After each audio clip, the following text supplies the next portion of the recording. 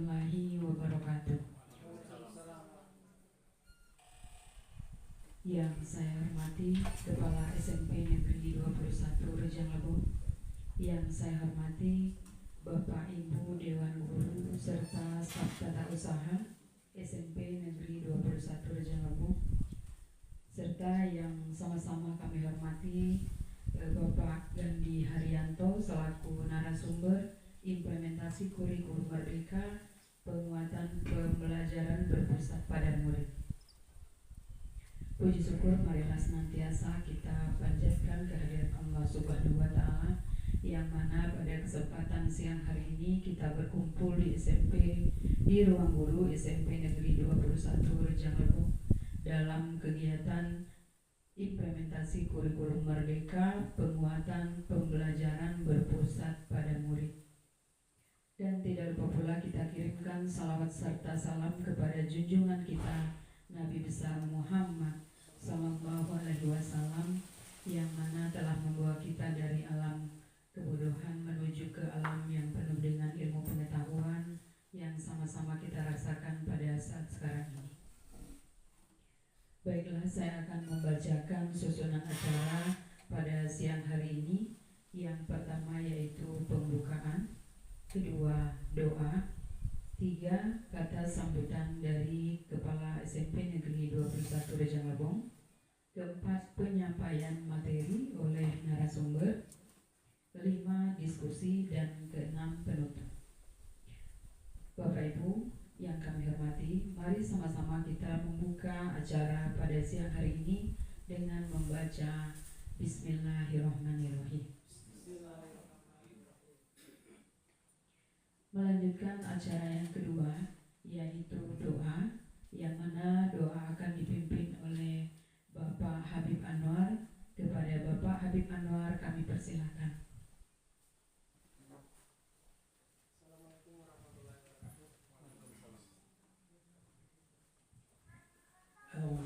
Bismillahirrahmanirrahim. Bismillahirrahmanirrahim. Allahumma sholli ala sayyidina Muhammad sallallahu alaihi sayyidina Rasulullah ajmain. Alhamdulillahirabbil alamin.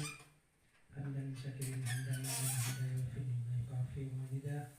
Ya rabbana lakal hamdu kama yanbaghi li jalali wajhika.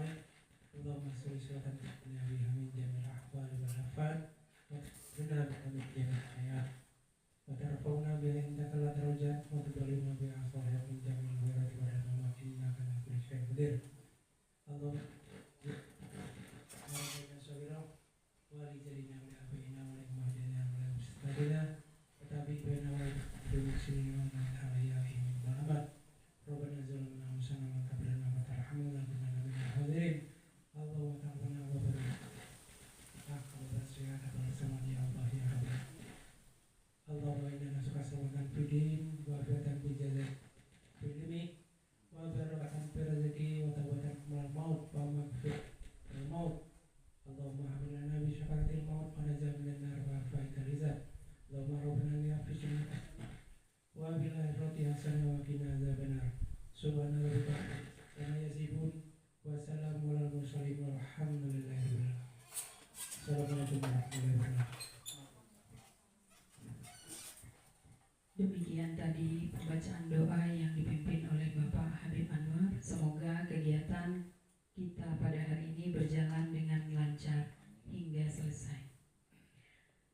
Acara selanjutnya yaitu sambutan dari Kepala SMP Negeri 21 Rejang Lebong, yang mana akan disampaikan oleh Bapak Umar Iman Santoso MPDSI. Kepada Bapak disilakan.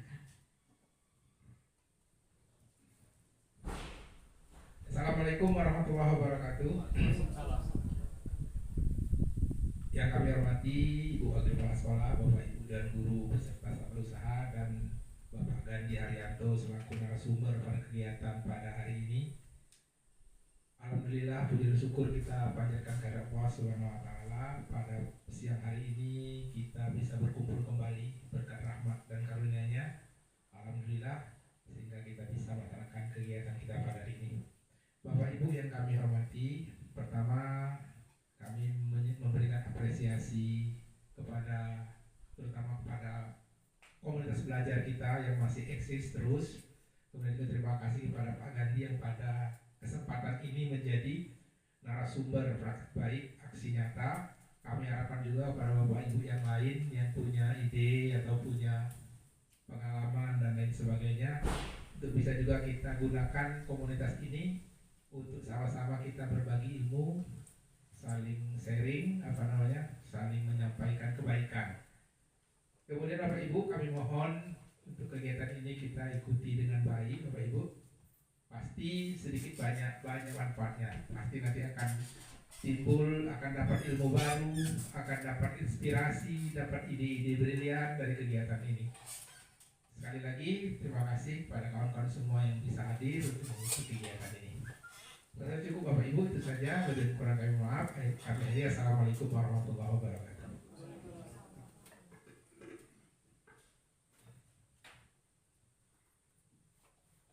Bapak Ibu yang kami hormati, acara selanjutnya yaitu penyampaian materi oleh narasumber kita yaitu Bapak Gandhi Haryanto mengenai implementasi kurikulum Merdeka, penguatan pembelajaran berpusat pada murid. Kepada Bapak Gandhi Haryanto kami persilakan.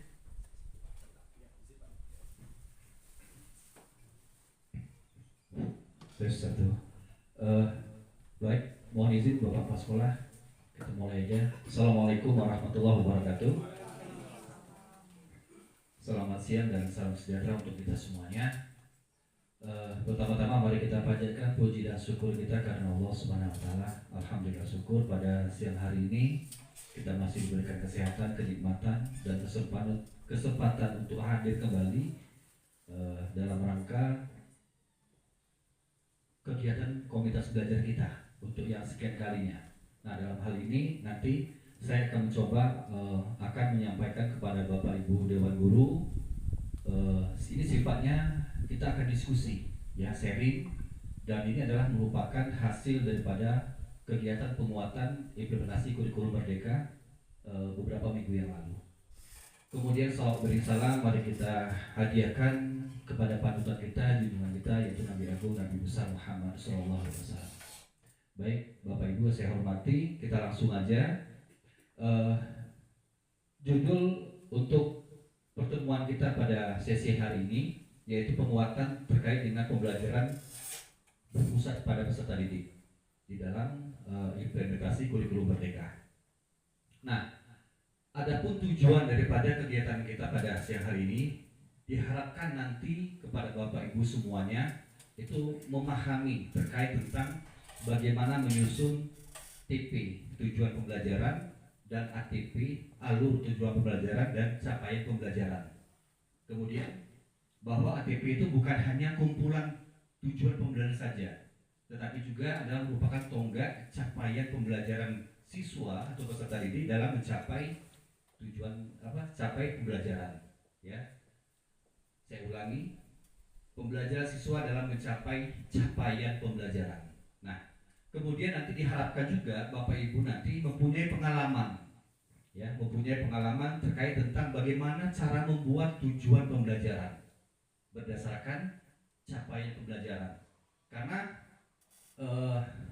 baru-baru ini terbit di Undang-Undang tahun 32, Undang-Undang nomor 32 tahun 2024 terkait capaian pembelajaran yang akan dilaksanakan oleh satuan pendidikan.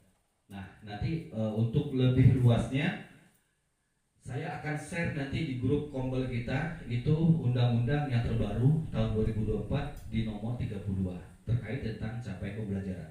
Nah, kemudian yang kedua diharapkan nanti Bapak Ibu memiliki pengalaman menganalisis, ya, menganalisis daripada tujuan pembelajaran, merangkai alur tujuan pembelajaran berdasarkan capaian pembelajaran. Ini adalah tujuan kegiatan kita pada siang hari ini. Kemudian Bapak Ibu saya hormati, kita mulai dari diri kita sendiri, ya. Di sini kita akan berbagi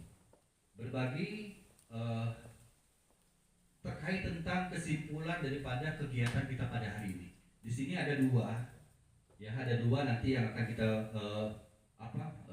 lakukan berbagi. Yang pertama adalah tujuan. Apa tujuan kita dalam mempelajari sebuah topik atau materi dalam pembelajaran? Kemudian yang kedua, sebagai guru, dari mana tujuan yang menjadi acuan pembelajaran itu didapatkan. Nah, inilah nanti akan kita fokuskan dalam kegiatan kita pada sesi siang hari ini. Baik Bapak Ibu, ini adalah merupakan kerangka dasar daripada kurikulum yang ditetapkan oleh pemerintah pusat dengan mengacu pada tujuan pendidikan nasional dan SNP, ya. Dari mulai tujuan pendidikan nasional, profil, standar, dan sebagainya. Ini adalah merupakan kerangka dasar daripada kurikulum kita, ya. Kemudian Bapak Ibu yang saya hormati, di sini ada beberapa hal yang akan kita pedomani untuk memahami kaitan dan posisi capaian pembelajaran, kemudian tujuan pembelajaran, serta alur tujuan pembelajaran, ya, dalam kurikulum operasional. Jadi mari kita akan memahami terlebih dahulu apa itu konsep backward design. Jadi backward design ini adalah kita melihat mundur ke belakang. Kalau yang selama ini kita menggunakan forward design, artinya setelah, ya, kita melihat ke depannya. Tapi di sini kita diharapkan lebih spesifik bagaimana kita memahami backward design ini, ya. Nah, adapun harapannya nanti dengan kita memahami backward design ini, Bapak Ibu nanti dapat merumuskan daripada tujuan pembelajaran, kemudian alur tujuan pembelajaran secara mandiri, ya. Nah, di sini adalah alur daripada backward design. Jadi Bapak Ibu bisa lihat di sini. Nah, pada akhirnya nanti itu akan menghasilkan modul ajar. Pada akhirnya nanti. Nah, berikut yang dimaksud dengan backward design atau desain mundur ini, kita mulai dari tujuan pembelajaran dulu. Ya, jadi kita memahami itu TP-nya dulu Bapak Ibu. Nah, setelah TP-nya baru nanti bagaimana pengembangan asesmennya, penilaiannya.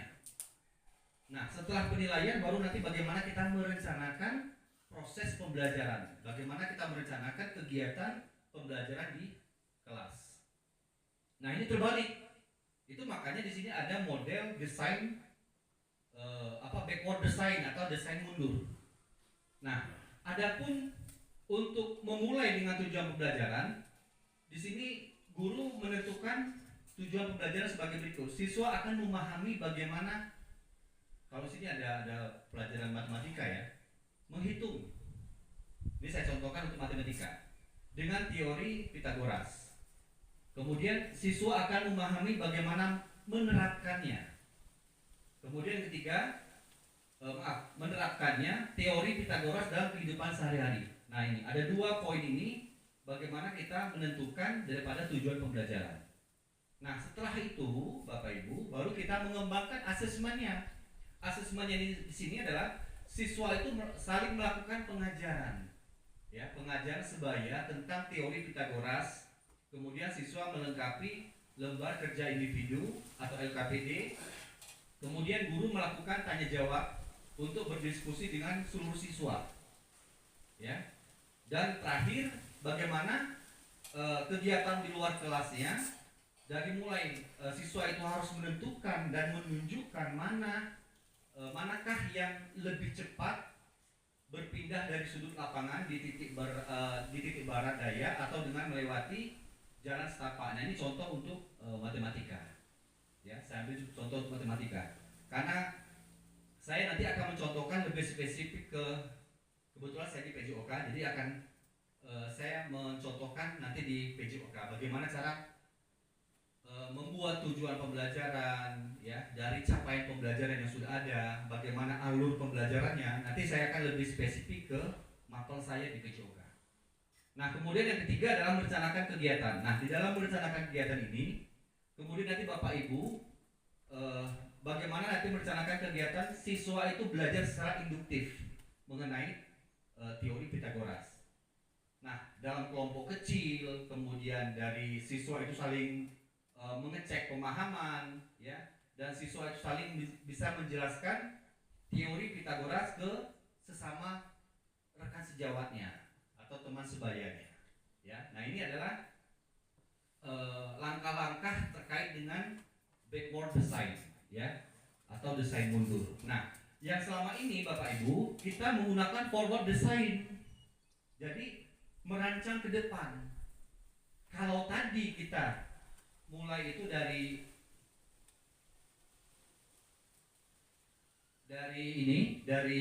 tujuan pembelajaran, tapi kalau yang di forward design itu dari mulai aktivitasnya di akhirnya itu tadi. Jadi itu yang selama ini kita lakukan.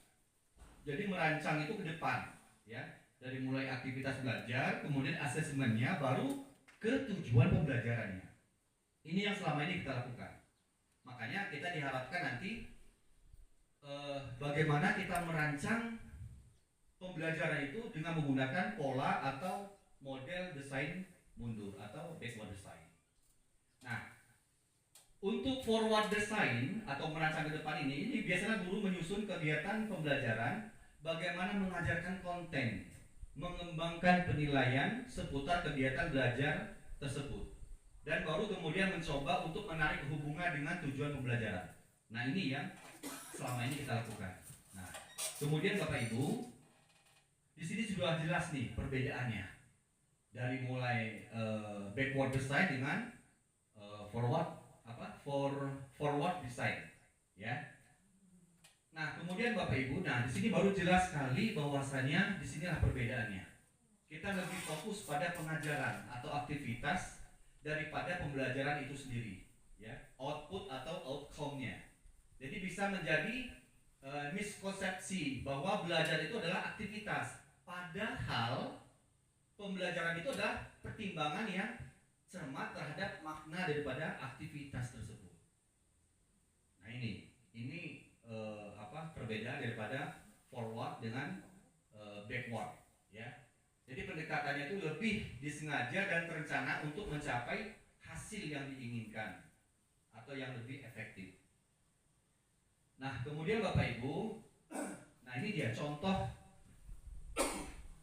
bagaimana saya merencanakan pembelajaran PJOK. Ya, jadi karena basic saya di olahraga, jadi di sini saya mencontohkan yang pertama, saya menetapkan dulu tujuan pembelajaran. Jadi nanti Bapak Ibu bisa lihat nanti ya di undang-undang di tahun 2024 yang nomor 32 itu. Nah, nanti di sini Bapak Ibu bisa sebagai rujukan, ya. Nah, pada awal ini saya menentukan tujuan pembelajaran yang jelas dan spesifik untuk setiap pertemuan atau unit pembelajaran. Nah, tujuan pembelajaran itu harus sesuai dengan capaian pembelajaran yang berlaku, ya, kurikulum yang diterapkan oleh satuan pendidikan. Rumusan tujuan pembelajaran juga harus memperlihatkan kerangka atas apa yang diketahui dan dikuasai di akhir pelajaran. Tujuan pembelajaran itu dapat terkait dengan keterampilan gerak, fundamental atau spesifik.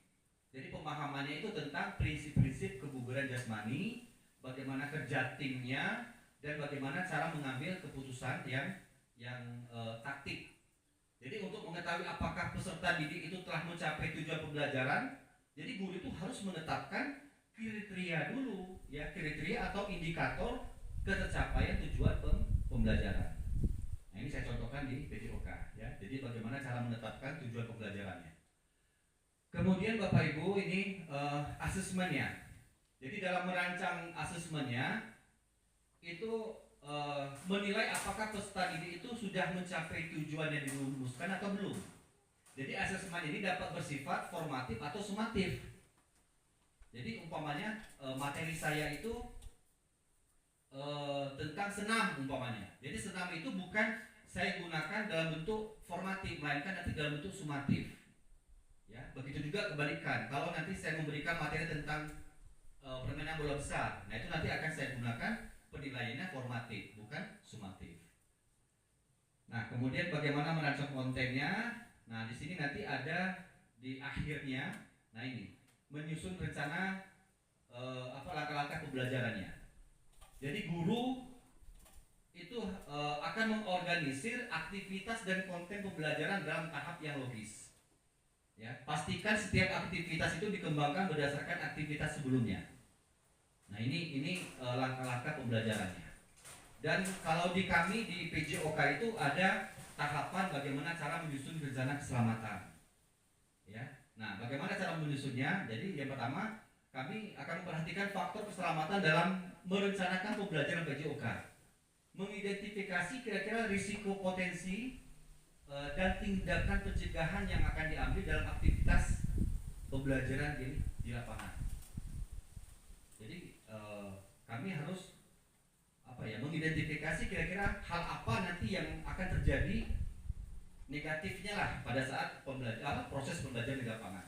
Contoh umpamanya pada saat lari jarak menengah. Lari jarak menengah itu kan ada dua, itu 800 meter dengan 1.500. Nah itu ada kemungkinan nanti anak itu cedera. Karena yang pertama dia akan menggunakan fisik yang maksimal. Kemudian nanti kalau memang dia fisik yang nggak maksimal, otomatis nanti akan mengakibatkan cedera. Cedera itu banyak, bisa cedera otot, ya, di bagian kaki dan sebagainya. Dan juga nanti anak itu bisa, kalau memang fisiknya kurang, itu bisa pingsan dia. Nah, itu. Jadi bagaimana kita mengatasinya itu memang harus kita rencanakan dari awal, ya, merencanakan keselamatannya. Nah, Bapak Ibu, di dalam perumusan tujuan pembelajaran itu dapat dirumuskan dalam berbagai format dan pada level kekhususan di area pembelajaran. Nah, di dalam kurikulum Merdeka itu guru tidak dituntut untuk detail dalam merumuskannya. Jadi rumusan tujuan pembelajaran itu setidaknya mencakup kompetensi dan ruang lingkup atau materi yang diajarkan. Walaupun tidak ada keharusan mencapai detail. Jadi akan tetapi penting sekali untuk membuat capaian pembelajaran yang bersifat spesifik. Ya, nah ini saya contohkan lagi untuk di Mapol PJOK. Seperti contoh di sini kami kalau menggunakan kalau membuat tujuan pembelajaran, kami harus menggunakan rumus ABCD. ABCD ini dari mulai audience, behavior, kemudian condition dan degree. Ini ada 4. Nah, contoh untuk yang audiensnya. Audiens ini kan adalah peserta didik. Jadi mengawali rumusan tujuan pembelajaran secara standar yaitu bagaimana peserta didik itu mampu umpamanya melakukan dribble atau menggunakan bagaimana peserta didik itu mampu melakukan gerakan passing bawah dalam permainan bola voli, atau bagaimana peserta didik itu dapat melakukan passing bawah dalam permainan bola voli. Jadi kata kuncinya di sini Bapak Ibu, di audiens itu. Jadi peserta didik mampu atau peserta didik dapat. Ini kalau di PJOK. Ya. Kemudian yang behaviornya, jadi perilaku. Ya, perilaku di sini diharapkan peserta didik misalnya dia memukul atau menendang. Jadi bagaimana peserta didik itu mampu memukul atau menendang bola dengan menggunakan kaki bagian dalam permainan sepak bola. Nah, ini contohnya nih. Kemudian kondisinya, nah kondisi di sini situasi di mana perilaku tersebut ditunjukkan, misalnya secara berpasangan, ya, atau berkelompok di dalam suatu permainan yang disederhanakan, ya. Jadi kondisinya itu bisa berpasangan, bisa per 3 orang, atau bisa berkelompok besar, kelompok kecil. Ini untuk di kondisinya atau di situasinya. Terakhir degree atau kriteria atau levelnya. Contoh 90% akurat. Jadi peserta didik itu mampu melakukan tembakan shooting dalam permainan bola basket dengan jarak 2 meter dengan akurat 90%. Jadi ada penggabungan dari keempat tadi. Jadi inilah kami menggunakan rumus ABC. ABCD. Ya, kalau di PJOK. Jadi maksud saya ini contoh-contoh seperti ini nanti bisa dikolaborasikan dengan mata pelajaran yang lain, ya. Seperti kami di PJOK itu kami bisa berkolaborasi dengan matematika, bisa berkolaborasi dengan IPA, ya, atau dengan mata pelajaran yang lain. Nah, itu terkait dengan model atau rumusan yang kami gunakan dalam merancang tujuan pembelajaran. Nah, di sini saya ambil contoh untuk menganalisis tujuan pembelajaran. Jadi peserta didik mampu berpindah tempat di dalam lapangan 10 x 20 meter dengan menggunakan kaki dan menggunakan setidaknya 3 cara yang berbeda tanpa menyentuh temannya. Ya. Nah, di sini behaviornya apa? Berpindah tempat. Jadi kondisinya di dalam lapangan, dengan ukuran 10 x 20 meter. Ya. Nah, degree-nya setidaknya ada 3 cara yang berbeda tanpa menyentuh teman yang lain. Nah, ini contoh. Ya, contoh bagaimana menerapkan model ABCD dalam merancang atau dalam membuat tujuan pembelajaran. Nah, Bapak Ibu yang saya hormati, dalam memahami kurikulum menggunakan backward design, ini tujuan akhirnya adalah P5, ya, profil pelajar Pancasila. Nah, tujuan ini kemudian nanti diturunkan menjadi kalimat capaian pembelajaran yang dibagi dalam beberapa fase. Lalu didetailkan menjadi tujuan pembelajaran dan alur tujuan pembelajaran sebelum nanti masuk ke dalam proses perancangan pembelajarannya. Ya, nah ini Bapak Ibu, kata kunci nanti jika akhir kegiatan pada saat kita menggunakan backward design. Nah, inilah kerangka daripada profil pelajar Pancasila, dari mulai beriman, berkebinekaan global, bergotong royong, kreatif, bernalar kritis, dan mandiri. Ini adalah ada 6 profil pelajar Pancasila yang akan kita kembangkan nanti di sekolah atau di satuan pendidikan kita. Kemudian Bapak Ibu, ada 3 tahapan backward design yang nanti bisa kita rumuskan.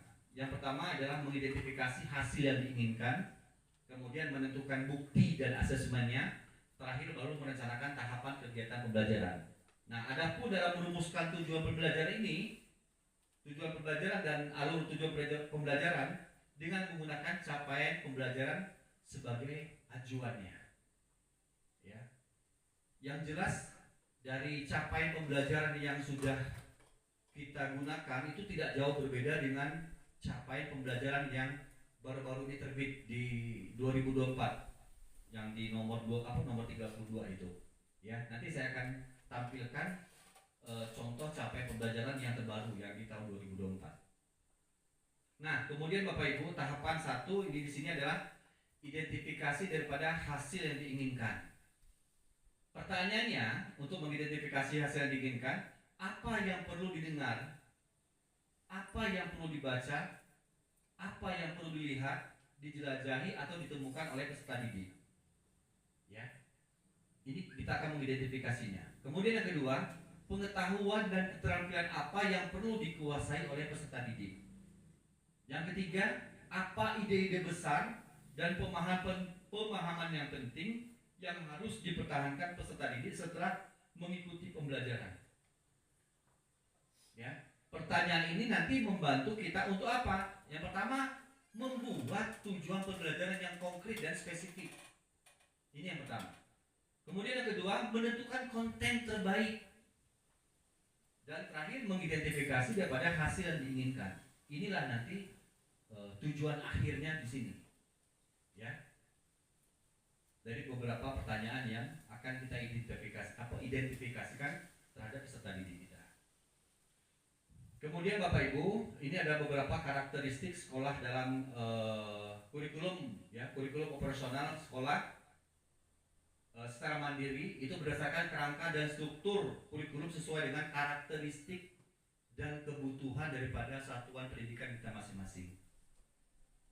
Jadi yang pertama adalah kita melihat karakteristiknya, kemudian kebutuhannya, ya. Kemudian apa visi dan misi sekolah kita. Nah, kemarin sudah disampaikan tuh oleh Bapak Kepala Sekolah terkait dengan visi dan misi sekolah kita. Ya. Kemudian bagaimana karakter sekolah kita ini seperti apa? Nah, adakah kebutuhan spesifik siswa itu di sekolah kita ini? Inilah karakter sekolah dalam kurikulum operasional sekolah kita. Ya. Ini ada beberapa hal yang disampaikan oleh Bapak Ki Hajar Dewantara dasar-dasar pendidikan, merumuskan tujuan pembelajaran. Maksud pendidikan itu adalah menuntun segala kekuatan kodrat yang ada pada anak-anak agar mereka dapat mencapai keselamatan dan kebahagiaan yang setinggi-tingginya, baik sebagai manusia maupun sebagai anggota masyarakat. Ini adalah rumusan tujuan pembelajaran yang disampaikan oleh Bapak Ki Hajar Dewantara, ya, terkait dengan dasar-dasar pendidikan. Nah, kemudian Bapak Ibu yang saya hormati, agar berpihak pada anak-anak dan menuntun mereka pada kekuatan kodratnya, tujuan pembelajaran itu harus memperhatikan tahap perkembangan anak. Ya, jadi kita memang betul-betul bisa memilah dan memilih kira-kira dalam menentukan, dalam merumuskan tujuan pembelajaran itu, kita harus lihat tahap perkembangan anak. Ini tuntutannya. Nah, di dalam tahap tumbuh kembang berdasarkan wiraga, ada dua nih, wiraga dan wirama dari Bapak Ki Hajar Dewantara. Kalau wiraga, raga, indra, imajinasi, bermain, itu sama dengan belajar eksplorasi pengalaman. Ini rasa berpikirnya. Kita lihat dari mulai taman indria, kemudian TK, PAUD, SD. Nah, kemudian kalau dari SMP, SMA sampai dengan perguruan tinggi, itu wirama, tanggung jawab, pembiasaan, irama keseharian, jadwal rutin, selaras dengan sesama dan semesta. Ya, wiraga dan wirama. Ini adalah tahapan tumbuh kembang daripada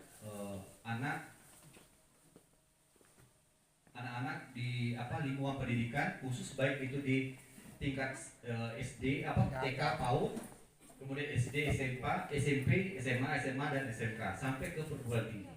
Ya. Nah, kemudian Bapak Ibu yang saya hormati, pendidik dan satuan pendidikan itu dapat menggunakan berbagai strategi dan pendekatan untuk menyusun tujuan pembelajaran dan alur tujuan pembelajaran. Ya. Jadi pendidik dan satuan pendidik itu dapat menggunakan strategi dan pendekatan dalam menyusun TP dan ATP. Nah, Bapak Ibu saya hormati, ini kita lihat yang pertama dari mulai tujuan pembelajaran, TP. TP, tujuan pembelajaran itu terdiri dari yang pertama adalah kompetensi. Bagaimana kita melihat kemampuan yang mencakup sikap, pengetahuan dan keterampilan yang dapat didemonstrasikan oleh peserta didik kita. Jadi kita lihat adalah pertama kompetensinya. Yang kedua konten. Konten ini adalah ilmu pengetahuan inti atau konsep utama. Ya, ini yang perlu kita perhatikan dalam menentukan tujuan pembelajaran. Kemudian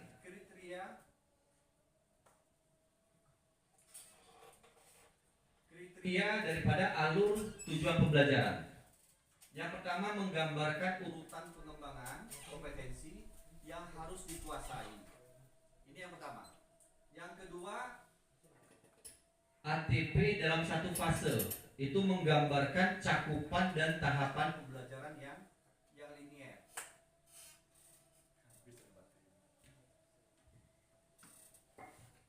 Ya, itu yang kedua. Kemudian yang ketiga adalah alur tujuan pembelajaran itu secara keseluruhan fase dengan menggambarkan cakupan dan tahapan-tahapan pembelajaran antar fase. Nah, ini untuk kriteria daripada ATP, ya, alur tujuan pembelajaran. Kita lanjut aja Bapak Ibu ya. Kemudian berikutnya adalah merumuskan tujuan dan ATP dari kalimat capaian pembelajaran. Yang pertama, rumusan tujuan pembelajaran itu mengacu pada kompetensi dan konten pada capaian pembelajaran. Kemudian identifikasi dimensi profil pelajar Pancasila itu dapat dikaitkan dengan kompetensi yang ingin dicapai. Ya, ini adalah rumusan daripada TP dan ATP. Baik, yang berikutnya ini yang saya sampaikan tadi. Ini berdasarkan keputusan, ya, Kepala BSKAP nomor 32 tahun 2024 tentang capaian pembelajaran. Kalau yang terbaru khusus yang PJOK ini. Ada elemennya dari mulai terampil bergerak, belajar melalui gerak, bergaya hidup sehat, dan memilih hidup yang menyehatkan. Ini capaian pembelajaran untuk mapel PJOK khusus di fase D ya. Ini. Kemudian sebelumnya ini keterampilan gerak, pengetahuan gerak, pemanfaatan gerak, dan pengayaan nilai-nilai gerak. Nah, di situ sudah jelas bahwasannya untuk memilih hidup yang menyehatkan dan bergaya hidup aktif itu tidak ada. Jadi dia di situ hanya lebih fokus ke terampil gerak dan belajar melalui gerak. Nah, ini yang terbaru Bapak Ibu. Begitu juga nanti di mapel yang lain. Nanti Bapak Ibu bisa cek nanti di keputusan Kepala DSAKP ya di nomor berapa tuh 32 tahun 2024 tentang capaian pembelajaran. Ya.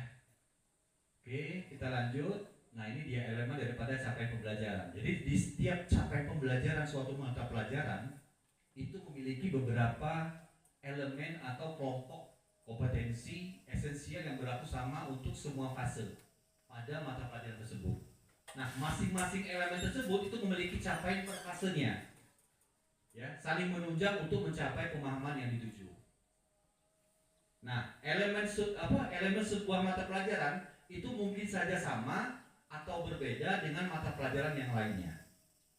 Nah, ini adalah elemen daripada capaian pembelajaran. Nah, ini ada 6 aspek ya, dari mulai penjelasan, interpretasi, aplikasinya, perspektifnya, empati, dan pengenalan diri. Ini adalah 6 aspek pemahaman. Nah, ini sama ya, 6 aspek pemahaman juga. Nah, ini kita nanti diminta untuk melihat memahami dan sambil melihat nanti ada beberapa video terkait dengan capaian pembelajaran melalui tayangan video pembelajaran. Ya, saya mohon izin dari tiga video ini nanti saya mau tampilkan satu aja Bapak Ibu. Jadi Bapak Ibu bisa nanti lihat dari video ini.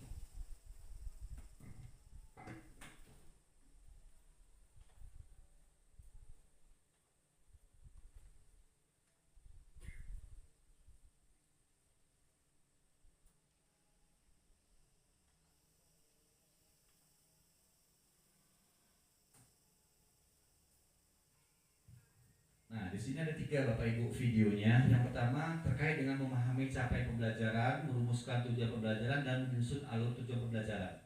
Nah, saya minta request lah untuk kita semuanya di siang hari ini. Kira-kira dari ketiga video ini Bapak Ibu pengen yang mana nih? Memahami capaian pembelajaran, merumuskan, atau menyusun ATP-nya? Menyusun ATP ya. Setuju Bapak Ibu? Kita tampilkan ini aja dulu ya.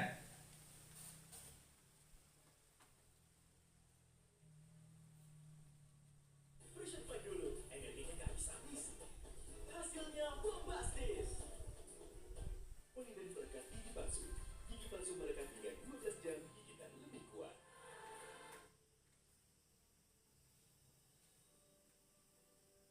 Setelah merumuskan tujuan pembelajaran, langkah selanjutnya adalah menyusun tujuan pembelajaran tersebut menjadi sebuah alur atau disebut dengan alur tujuan pembelajaran.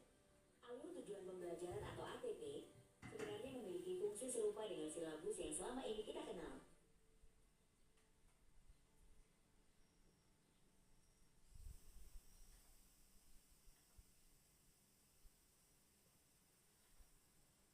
Setelah merumuskan tujuan pembelajaran,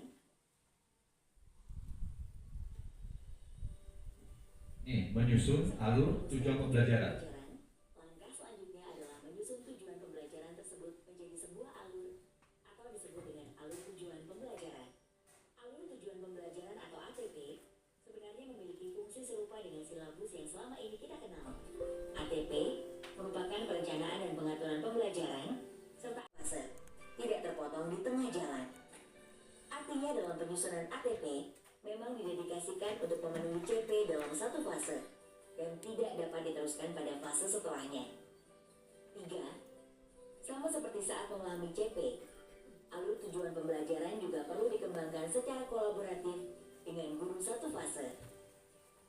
Misalnya, kolaborasi antara guru kelas 1 dan 2 untuk fase A, atau kolaborasi guru matematika di kelas 7, 8, dan 9 SMP untuk fase D. 4.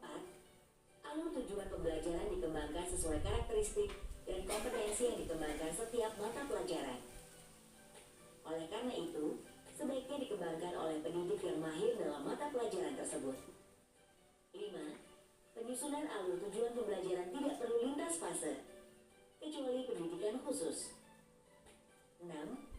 Metode penyusunan alur tujuan pembelajaran harus logis dan disusun dari kemampuan yang sederhana lebih rumit. Hal ini dapat dipengaruhi oleh karakteristik mata pelajaran, pendekatan pembelajaran yang digunakan, misalnya dalam matematika, penjumlahan dan pengurangan diajarkan lebih dahulu baru pada konsep perkalian, atau mengajarkan penyusunan kalimat efektif dahulu baru mengajarkan penyusunan paragraf pada mata pelajaran bahasa Indonesia. 7. Dokumen alur tujuan pembelajaran disajikan dengan sederhana dan langsung ke intinya, agar mudah dipahami oleh pendidik lain yang membaca. Jika satuan pendidikan mau memasukkan proses berpikir dalam menyusun ATP, bisa disajikan sebagai lampiran. 8. Karena alur tujuan pembelajaran yang disediakan Kemendikbudristek merupakan contoh, maka alur tujuan pembelajaran dapat bernomor atau huruf untuk menunjukkan urutan dan tuntas penyelesaiannya dalam satu fase. 9. Alur tujuan pembelajaran menjelaskan satu alur tujuan pembelajaran, tidak bercabang atau tidak meminta guru untuk memilih. Apabila ibu bapak menginginkan urutan yang berbeda sesuai dengan kebutuhan peserta didik, maka disarankan membuat alur tujuan pembelajaran lain. Urutan atau alur perlu jelas sesuai kebutuhan peserta didik, dan untuk itu dapat diberikan nomor atau kode. 10. Alur tujuan pembelajaran fokus pada pencapaian CP, bukan profil pelajar Pancasila yang tidak perlu dilengkapi dengan pendekatan atau strategi pembelajaran atau pedagogi. Dalam menyusun dan mengurutkan PP menjadi ATP, ibu bapak juga dapat memilih dan mengacu berbagai cara yang diuraikan dalam tabel berikut. Berikut adalah ilustrasi dari ATP. Ilustrasi ini menggambarkan peta perjalanan yang akan dilalui peserta didik untuk menyelesaikan sebuah fase. Dalam perjalanannya, peserta didik akan melewati tujuan pembelajaran secara bertahap, sampai nanti di ujung fase. Satuan pendidikan bisa memilih untuk menggunakan contoh ATP yang disediakan oleh Kemendikbudristek atau memodifikasi ATP sesuai dengan kebutuhan peserta didiknya. ATP ini dikembangkan untuk setiap fase CP. Setiap fase terdiri atas 1-3 kelas. Oleh karena itu, dalam menyusun alur tujuan pembelajaran, pendidik perlu berkolaborasi dengan pendidik lain yang mengajar dalam fase yang sama, agar tujuan pembelajaran dapat disusun secara berkesinambungan. Dalam proses merancang pembelajaran, ibu dan bapak guru dapat memilih peran berikut. 1. Menggunakan contoh yang disediakan pemerintah di platform Merdeka Mengajar. 2. Mengembangkan dan memodifikasi contoh yang disediakan pemerintah. 3. Atau merancang sendiri berdasarkan CP. 3 pilihan ini memberikan kesempatan ibu bapak untuk belajar menerapkan kurikulum Merdeka yang juga sesuai dengan proses belajar ibu bapak saat ini. Contoh menyusun ATP dapat dipelajari pada video berikutnya. Selamat belajar dan mencoba.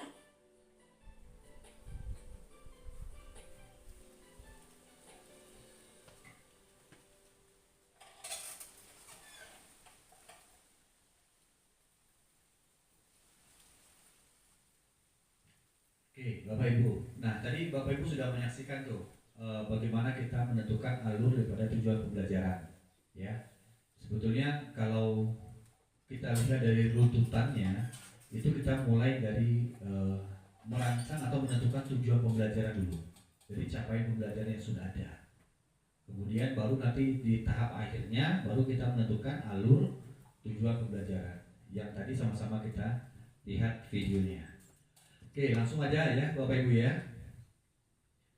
Berikutnya ini kembali karena saya lebih mencontohkan di mapel saya di PJOK. Jadi nanti saya bisa berkolaborasi dengan mapel-mapel yang lain. Nah, di sini saya mengambil contoh untuk merumuskan tujuan pembelajaran khusus di mapel saya di PJOK.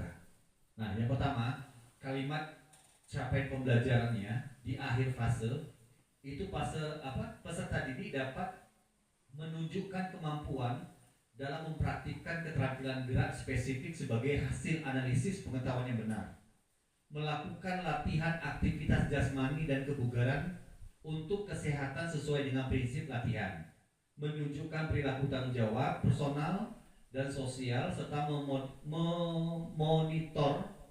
memonitornya secara mandiri. Selain itu juga dapat mempertahankan nilai-nilai aktivitas jasmani.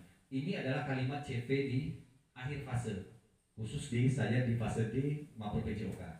Nah, konten atau topik materinya di capaian pembelajarannya itu yang pertama keterampilan gerak spesifik. Nih, ya, keterampilan gerak spesifik. Kemudian prinsip latihan, ya. Prinsip latihan, kemudian latihan aktivitas jasmani dan kebugaran, perilaku tanggung jawab personal dan sosial, baru yang terakhir adalah nilai-nilai aktivitas jasmani. Nah, ini dari capaian akhir fase ini saya ambil beberapa konten atau topik materi di dalam capaian pembelajarannya. Nah, di akhirnya, di elemennya ada 5. Ada 5 di sini. Yang pertama adalah elemen keterampilan gerak, pengetahuan gerak, pemanfaatan gerak, pengembangan karakter, dan 5 dan internalisasi nilai-nilai gerak. Nah, ini dia.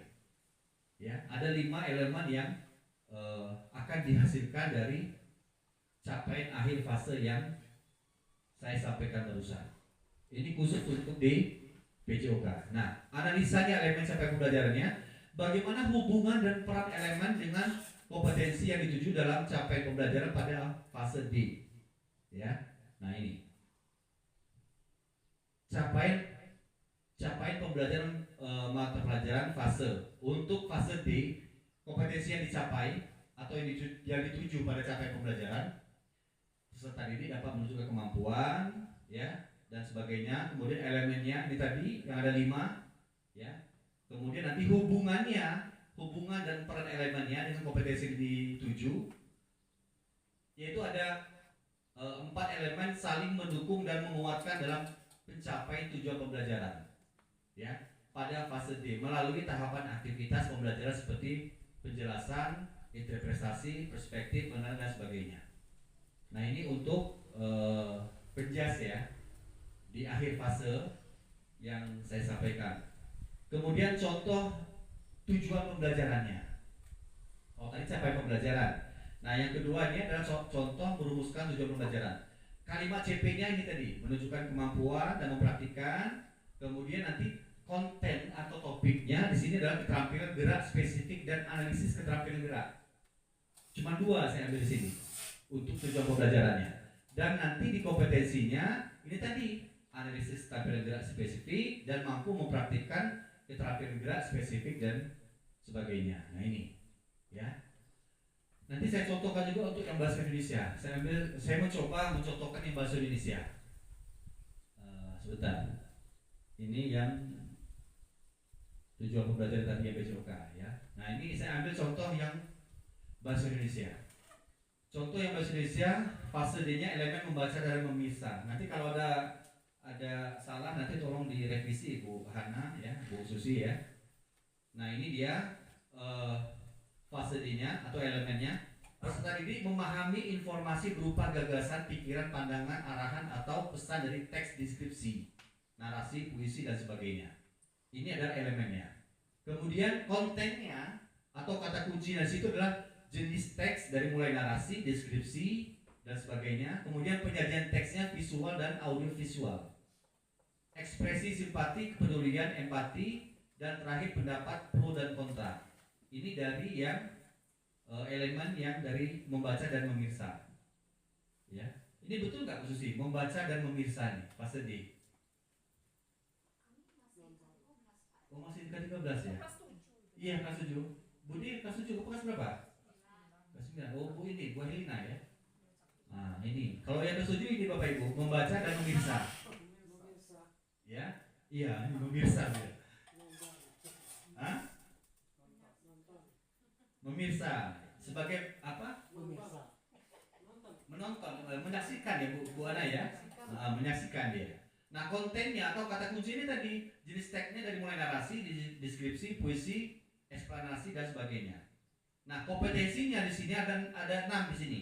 Memahami informasi, menemukan makna, kemudian menginterpretasikan informasi, mengungkapkan hasil interpretasi informasi dan menggunakan sumber informasi serta mengevaluasi, mengeksplorasi topik.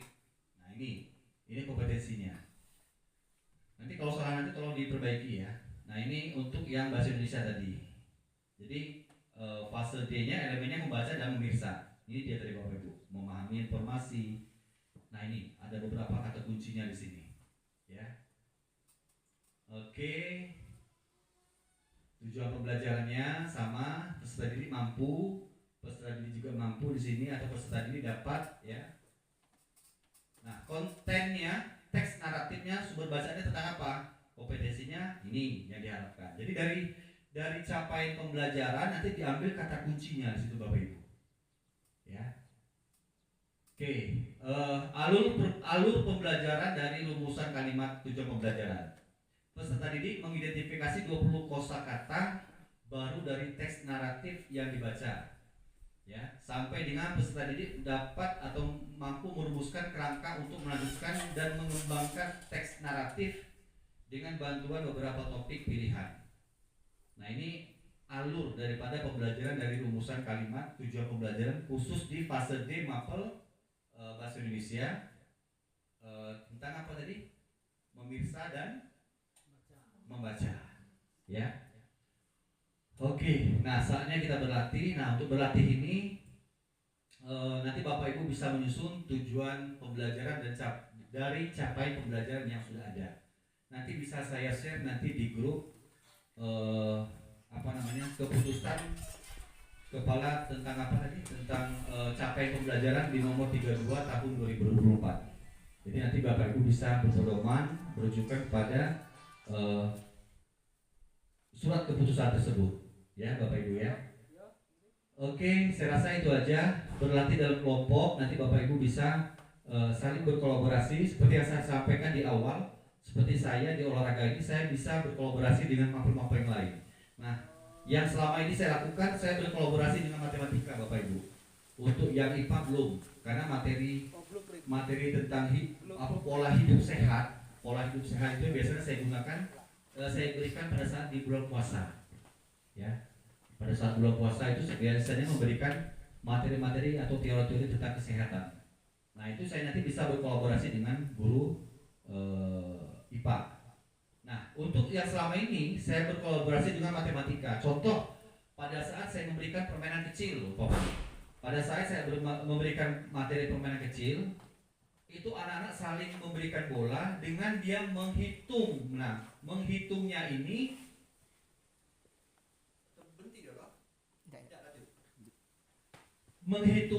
bisa di perkalian Pak Habib, atau pembagian atau akar kuadrat sesuai dengan materi Pak Habib umpamanya tentang materi apa umpamanya. Contoh akar kuadrat. Jadi si A, saya ini si A, saya akan memberikan bola kepada si B.